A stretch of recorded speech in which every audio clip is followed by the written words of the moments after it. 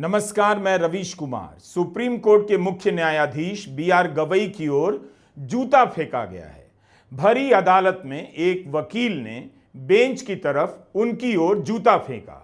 Court ने जूता फेंकने वाले वकील राकेश किशोर के खिलाफ केस दर्ज करने से इनकार कर दिया है और पुलिस ने उदारता का सनातन प्रदर्शन करते हुए जूता वापस कर दिया है। जिस सनातन के नाम पर, जिस अधिकार बोध के सहारे जूता फेंका गया, उसे वापस कर दिया गया। हमें यह समझना होगा कि वह कौन सा अधिकार बोध है जिसके तहत कोई वकील चीफ जस्टिस पर जूता फेंक देता है। बात जूते की थी भी नहीं, बात उस अधिकार बोध, अहंकार की है जिसके तहत कोई वकील सनातन के अपमान के नाम पर चीफ जस्टिस की ओर जूता फेंकता है और जूता फेंकने के बाद उस पहचान का आह्वान भी करता है। सुरक्षा कर्मियों द्वारा कोर्ट रूम से बाहर ले जाए जाने के दौरान वकील राकेश किशोर ने नारे लगाए, सनातन का अपमान नहीं सहेगा हिंदुस्तान। अगर इसी तरह कोई दूसरा होता जो सनातन की जगह किसी और चीज के नाम पर जूते फेंकता, तो आप दावे के साथ नहीं कह सकते कि उसके साथ भी यही उदारता बरती जाती।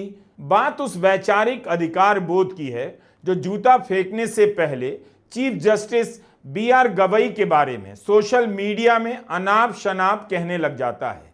और कहने वाले कौन लोग हैं, इसे सत्ता के गलियारे में खूब जाना पहचाना जाता है, लेकिन उनके खिलाफ सबने चुप्पी साध ली। इसलिए आज सुप्रीम कोर्ट में जूते की नहीं, उस अधिकार बोध की जीत हो गई जो सोशल मीडिया में चीफ जस्टिस को तरह तरह से धमकी देता है। उनके खिलाफ अभद्र शब्दों का इस्तेमाल किया जाता है, घृणा पैदा की जाती है। इस मामले में चीफ जस्टिस बी.आर. गवई खुद कुछ नहीं कह सकते थे, लेकिन उनके साथी जजों को और पूर्व जजों को बोलना चाहिए कि चीफ जस्टिस के बारे में निजी रूप से अपमानजनक बातें ना कही जाएं, उनकी दलित पहचान को लेकर हल्की टिप्पणी ना की जाए। जूता फेंकने के बाद मीडिया में रिपोर्ट हुआ कि चीफ जस्टिस हमले से घबराए नहीं। उन्होंने कहा कि इससे डिस्ट्रैक्ट नहीं हो, हम डिस्ट्रैक्ट नहीं हुए, मुझे इन चीजों से फर्क नहीं पड़ता। यह उनकी टिप्पणी छपी है। अच्छी बात है कि उन्हें फर्क नहीं पड़ा, लेकिन जिन लोगों ने उनकी टिप्पणी को लेकर सोशल मीडिया में अभद्र टिप्पणियां की हैं, उनके बारे में अनाप शनाप कहा है, उससे फर्क नहीं पड़ना अलग बात है। उसे नजरअंदाज करना बिल्कुल दूसरी बात है और गंभीर बात है। आप इसे नजरअंदाज नहीं कर सकते कि कोई भी चीफ जस्टिस के दलित होने को लेकर उनके बारे में इस तरह से घृणा वाली टिप्पणियां कर दे। Chief justice B R. Gavai Bharat के दूसरे दलित चीफ जस्टिस हैं और पहले बौद्ध चीफ जस्टिस। अगर चीफ जस्टिस चुप हैं तो दूसरे जस्टिस को आगे आकर इसकी निंदा करनी चाहिए थी। चीफ जस्टिस के रूप में शपथ लेने के कुछ घंटे बाद जब chief justice B R. Gavai court room में आए, तब उन्होंने जय भीम से वकीलों का अभिवादन किया। जय भीम उस नैतिक शक्ति का उद्घोष है जो जाति की सोच का प्रतिकार करती है। जय भीम एक संवैधानिक नारा है जिसके प्रावधानों में जाति के आधार पर किसी भी प्रकार के भेदभाव को अपराध माना गया है। जूता फेंकने की घटना सामान्य नहीं है। उसके बहुत पहले से चीफ जस्टिस के खिलाफ सोशल मीडिया में लोग बाकायदा वीडियो बनाकर कुछ भी बोले जा रहे थे। वो सारे बयान आज भी मौजूद हैं और उनके खिलाफ कोई कार्रवाई इसलिए भी नहीं होगी क्योंकि वे सत्ता के पाले के लोग हैं। इसलिए कोर्ट की उदारता को ऐसे भी देखा जा सकता है।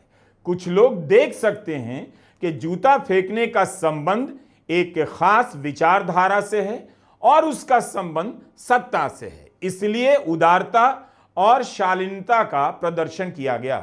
यह वो घटना है जो बता रही है कि धर्म की राजनीति को सर्वाधिकार प्राप्त हो चुका है। अब वह तय करेगी कि सम्मान क्या है, अपमान क्या है, संविधान क्या है। इस राजनीति ने अदालत के कुछ फैसलों को अपने लिए हमेशा छूट की तरह देखा, अदालत के फैसलों को अपनी ताकत के आगे झुकते हुए देखा। उससे लाभ उठाती रही यह राजनीति और अब यही राजनीति एक तरह से अदालत को याद दिला रही है कि किसका स्थान कहां है, इसे ठीक से समझ लिया जाना चाहिए। यह वो मौका था जब कोर्ट समाज की सोच को बदलने की दिशा में पहल कर सकता था, और यह तभी होता जब कोर्ट एक स्वर से इस घटना के पीछे की सोच की निंदा करता। सनातन के नाम पर राकेश किशोर ने जो आज छूट हासिल की है, उस छूट के असर में सड़क पर उनके जैसे लोगों का हौसला बढ़ सकता है। उसकी चपेट में आने से क्या होगा, हम इसका उदाहरण देख चुके हैं। यह वही राजनीति है, अधिकार बोध है, जो चलती ट्रेन में एक सिपाही से 3 मुसलमानों की गोली मारकर हत्या करवा देती है और बीच सड़क पर जय श्री राम बोलकर किसी की पीट पीट कर हत्या कर देती है। कम से कम इस घटना की पुरजोर निंदा होनी चाहिए थी। कोर्ट की यह शालीनता राकेश किशोर को नायक बना रही है। कांग्रेस अध्यक्ष मल्लिकार्जुन खड़गे ने लिखा है, मुख्य न्यायाधीश पर हमला करने का प्रयास अभूतपूर्व और शर्मनाक है। यह न्यायपालिका की गरिमा और कानून के शासन पर सीधा हमला है। जब अपनी योग्यता, ईमानदारी और दृढ़ता के बल पर देश के सर्वोच्च न्यायिक पद तक पहुंचे चीफ जस्टिस को इस प्रकार निशाना बनाया जाता है, तो यह अत्यंत चिंताजनक संदेश देता है।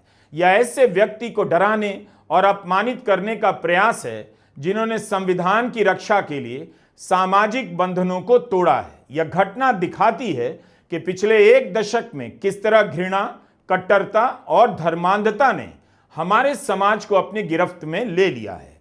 भारतीय राष्ट्रीय कांग्रेस की ओर से मैं इस हमले की कड़े से कड़े शब्दों में निंदा करता हूं। हमारी न्यायपालिका की सुरक्षा और उसका सम्मान सर्वोपरि है। भय और हिंसा नहीं, बल्कि न्याय और विवेक की विजय हो, मल्लिकार्जुन खड़गे लिखते हैं। कांग्रेस के पूर्व अध्यक्षा सोनिया गांधी ने आधिकारिक बयान जारी किया है, जिसमें उन्होंने लिखा है कि मुख्य न्यायाधीश के ऊपर किए गए हमले की निंदा के लिए कोई भी शब्द पर्याप्त नहीं है। यह सिर्फ उन पर हमला नहीं है, हमारे संविधान पर भी है। चीफ जस्टिस ने तो शालीनता दिखाई, लेकिन देश को उनके साथ एकजुट होकर खड़े रहना चाहिए। हम सभी को इस घटना से पीड़ा पहुंची है और इसे लेकर आक्रोश है। केरला और तमिलनाडु के मुख्यमंत्री ने भी इस घटना की निंदा की है। मुख्यमंत्री एम.के. स्टालिन ने कहा है कि इस घटना की कड़ी से कड़ी निंदा की जानी चाहिए। जिस उदारता और शालीनता से चीफ जस्टिस ने जवाब दिया है, वह इस संस्थान की क्षमता का प्रदर्शन करता है। लेकिन हम इस घटना को हल्के में नहीं ले सकते। हमला करने वाले ने जो कारण बताए हैं, वो हमारे समाज में गहराई तक बैठे हैं और जिनका संबंध जातिवादी मानसिकता से है। अंग्रेजी में इसके लिए ऑप्रेसिव और हायरार्किकल माइंडसेट कहा गया है। केरला के मुख्यमंत्री पिनाराई विजयन ने कहा कि इस घटना पर कार्रवाई नहीं करना मौजूदा समय में बढ़ती असहिष्णुता को नजरअंदाज करना है। उनका कहना है कि जब धर्म की सांप्रदायिक कट्टरता देश के चीफ जस्टिस पर हमला करने की हिम्मत करने लगे, तब उसके विभाजनकारी और जहरीले खतरे स्पष्ट हो जाते हैं। इनका सामना बिना किसी हिचक के किया जाना चाहिए। सुप्रीम कोर्ट के वरिष्ठ वकील कपिल सिब्बल ने एक ट्वीट किया है। लिखा है कि चीफ जस्टिस के ऊपर सुप्रीम कोर्ट बार के सदस्य के इस असभ्य बर्ताव की सार्वजनिक रूप से निंदा की जानी चाहिए। इस घटना पर प्रधानमंत्री, गृहमंत्री और कानून मंत्री की चुप्पी हैरान करती है। सुप्रीम कोर्ट के बार संघ SCBA ने इस घटना की निंदा की है। SCBA ने कहा है कि यह जो घटना हुई है, उसका संबंध चीफ जस्टिस की उस टिप्पणी से है जो उन्होंने खजुराहो के मामले में सुनवाई के दौरान की थी। उन्होंने साफ साफ कहा भी कि वे सभी धर्मों का आदर करते हैं। यह हमला न्यायिक स्वतंत्रता पर हमला है, संवैधानिक मर्यादाओं का उल्लंघन है। SCBA ने कहा कि ऐसी घटनाओं से न्यायिक व्यवस्था में लोगों का भरोसा कम होता है। सुप्रीम कोर्ट की वकील रही इंदिरा जयसिंह ने कहा है, इस मामले की विस्तार से जांच होनी चाहिए। वकील के खिलाफ कानूनी कार्रवाई होनी चाहिए। सुप्रीम कोर्ट के सभी जजों को इस घटना की निंदा करनी चाहिए। यह घटना परेशान करने वाली है। इस चुप्पी के पीछे राजनीतिक और वैचारिक पक्ष को नजरअंदाज नहीं कर सकते हैं। जूता फेंकने के नारों से सहमति जताने वालों की पहचान मुश्किल नहीं है, लेकिन इसे लेकर किसी को भी भ्रम नहीं होना चाहिए कि उनके खिलाफ कार्रवाई करने की हिम्मत किसी में नहीं है। आज तक सुप्रीम कोर्ट बुलडोजर के इस्तेमाल के अपने ही फैसले को ठीक से लागू नहीं करवा पा रहा है। अभी भी बुलडोजर का बेधड़क इस्तेमाल हो रहा है। अदालत में दोष साबित होने से पहले तरह तरह के नियमों के हवाले से लोगों के घर बुलडोजर से गिरा दिए जाने की खबरें बंद नहीं हो रही हैं। बरेली से बुलडोजर से घर गिराने की खबरें आती जा रही हैं। इसलिए सुप्रीम कोर्ट को और खुद चीफ जस्टिस को इस मामले में बोलना चाहिए था। उनकी चुप्पी संविधान की उन भावनाओं को कमजोर करती है जो जाति के आधार पर भेदभाव से बचाती है। यही नहीं, धर्म की आक्रामकता से भी बचाती है। संविधान के उन प्रावधानों के लिए, उन प्रावधानों के पीछे की मंशा के लिए चीफ जस्टिस बी.आर. गवई और सुप्रीम कोर्ट को बोलना चाहिए था, जिसके लिए अनुसूचित जाति का एक एक व्यक्ति संविधान और सुप्रीम कोर्ट की तरफ देखता है। इसका एक संदेश है। जब अनुसूचित जाति का व्यक्ति सुप्रीम कोर्ट के चीफ जस्टिस के पद पर पहुंचता है, वह संविधान का सर्वोच्च मंदिर है। चीफ जस्टिस की कुर्सी पर जब वह सुरक्षित नहीं है, उनके साथ ऐसा हो सकता है, तो सड़कों पर, समाज में, गांव में दलित व्यक्ति के साथ क्या क्या हो सकता है, क्या क्या हो रहा है, इसकी कल्पना आप कर लीजिए। इसी तरह 2017 में राजस्थान के उदयपुर में एक भीड़ आई, जिला अदालत की इमारत से जुड़ी दीवार पर चढ़ गई और भगवा झंडा लहराकर चली गई। वकील राकेश किशोर की उम्र 70 से अधिक है। उन्होंने यूं ही जूता नहीं फेंका होगा। उनके भीतर यह बहस लंबे समय से चल रही होगी, जो सोशल मीडिया में चीफ जस्टिस बी.आर. गवई की टिप्पणी के कारण चल रही थी। 6 अक्टूबर के हमले की स्क्रिप्ट 16 सितंबर को ही लिखी जा चुकी होगी। 16 सितंबर को सुप्रीम कोर्ट में एक याचिका पर सुनवाई चल रही थी। याचिकाकर्ता राकेश दलाल की मांग थी कि खजुराहो के जवारी मंदिर में भगवान विष्णु की 7 फुट ऊंची मूर्ति को फिर से बनाया जाए और स्थापित किया जाए। सुनवाई चीफ जस्टिस बी.आर. गवई और जस्टिस विनोद चंद्रन की बेंच कर रही थी। बेंच ने कहा, यह मामला आर्कियोलॉजिकल सर्वे ऑफ इंडिया के अधिकार क्षेत्र में आता है। याचिकाकर्ता की ओर से पेश वकील ने आवेदन दिया कि मूर्ति का सर क्षतिग्रस्त हालत में है। कोर्ट को आदेश देकर उसके पुनर्निर्माण की अनुमति देनी चाहिए। बेंच ने याचिका को पब्लिसिटी इंटरेस्ट लिटिगेशन बताते हुए खारिज कर दिया। चीफ जस्टिस ने मौखिक टिप्पणी में कहा, जाकर देवता से कहिए खुद कुछ कर लें। अगर आप कह रहे हैं कि आप भगवान विष्णु के भक्त हैं, तो प्रार्थना कीजिए और ध्यान लगाइए। इसी टिप्पणी के बाद से चीफ जस्टिस को सोशल मीडिया में टारगेट किया गया। गोदी मीडिया में भी एंकरों ने जिस छूट के साथ उनके खिलाफ शब्दों का इस्तेमाल किया, अगर ऐसी छूट हम में से किसी ने ली होती तो सरकार अब तक चिट्ठी भेजकर हमारा यूट्यूब चैनल बंद करवा चुकी होती। मगर उन एंकरों के बारे में किसी ने कुछ नहीं कहा। जब चीफ जस्टिस की टिप्पणी को लेकर आलोचना होने लगी, तब कोर्ट में उन्होंने खुद कहा कि किसी ने मुझे बताया है कि सोशल मीडिया में क्या कहा जा रहा है। मैं सभी धर्मों में यकीन करता हूं और सबका आदर करता हूं। उन्होंने साफ साफ कहा कि सभी धर्मों का आदर करते हैं।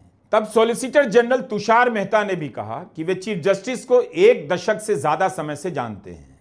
उन्हें पता है कि वे मंदिर भी जाते हैं और सभी धर्मों के धार्मिक स्थलों पर जाते हैं। तब चीफ जस्टिस ने कहा, मैं सच्ची धर्मनिरपेक्षता में यकीन रखता हूं। यह प्रसंग मीडिया में रिपोर्ट हुआ है। तुषार मेहता ने कहा, जिस तरह से सोशल मीडिया में कहा जा रहा है वाकई दुर्भाग्यपूर्ण है। यहां पर सॉलिसिटर जनरल तुषार मेहता ने एक और बात कही कि पहले हम न्यूटन के नियमों के बारे में सीखा करते थे कि हर क्रिया की उसी अनुपात में प्रतिक्रिया होती है, लेकिन अब नया नियम आ गया है, हर क्रिया की गलत और अनुपात के विपरीत प्रतिक्रिया होती है। जब यह घटना हुई उस समय कपिल सिब्बल भी कोर्ट में थे। उन्होंने सोशल मीडिया की तुलना बेलगाम घोड़े से की। जाहिर है सॉलिसिटर जनरल सोशल मीडिया की प्रतिक्रिया को अति के रूप में बता रहे थे, लेकिन उसके प्रति उदारता और सहनशीलता भी दिखा रहे थे, क्योंकि सोशल मीडिया में चीफ जस्टिस को टारगेट करने वाले कई लोग ऐसे हैं जो सत्ता की तरफ के माने जाते हैं। उन पर हाथ कोई नहीं डाल सकता, तो उपदेशों का सहारा लिया गया, उदारता का प्रदर्शन किया गया, लेकिन इससे कुछ फर्क नहीं पड़ा। सितंबर के महीने में विश्व हिंदू परिषद के राष्ट्रीय अध्यक्ष आलोक कुमार का अखबारों में बयान छपा मिला है। वे कहते हैं, हमको लगता है कि मुख्य न्यायाधीश की मौखिक टिप्पणी में हिंदू धर्म की आस्थाओं का उपहास उड़ाया गया है। अच्छा होगा अगर इस तरह की टिप्पणी करने से बचा जाए। न्यायालय न्याय का मंदिर है। भारतीय समाज के न्यायालयों में श्रद्धा और विश्वास है। हम सब का कर्तव्य है कि यह विश्वास न सिर्फ बना रहे वरन और मजबूत हो। हम सब का यह भी कर्तव्य है कि अपनी वाणी में संयम रखें। विशेष तौर पर न्यायालय के अंदर यह जिम्मेवारी मुकदमा लड़ने वालों की है, वकीलों की है और उतनी ही न्यायाधीशों की भी है। विश्व हिंदू परिषद के अध्यक्ष आलोक कुमार खुद भी वकील हैं। चीफ जस्टिस ने तब कहा था कि 24 नवंबर तक सोशल मीडिया नहीं देखेंगे, लेकिन सोशल मीडिया में जो कहा जा रहा है उसे नजरअंदाज नहीं किया जा सकता। जाति की मानसिकता ने धर्म की सर्वोच्चता का मुखौटा पहन लिया है और उसके आगे संस्थाएं आत्मसमर्पण करती जा रही हैं। हम इसे अनदेखा नहीं कर सकते। क्या हम मान लें कि धर्म की सर्वोच्चता के आगे संवैधानिक सर्वोच्चता कमजोर पड़ने लगी है? क्या यह संकेत दिया जा रहा है कि धर्म के मामले में अब अदालत क्या बोलेगी, इसका फैसला अदालत से नहीं सड़क की राजनीति से किया जाएगा? उम्मीद है सुप्रीम कोर्ट से जुड़े लोगों को यह सवाल परेशान कर रहा होगा। नमस्कार, मैं रवीश कुमार।